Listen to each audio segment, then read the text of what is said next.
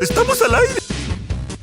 Hola chicos, ¿cómo están? Espero que bastante bien. Después de esa alta referencia a 31 minutos, empecemos el vídeo.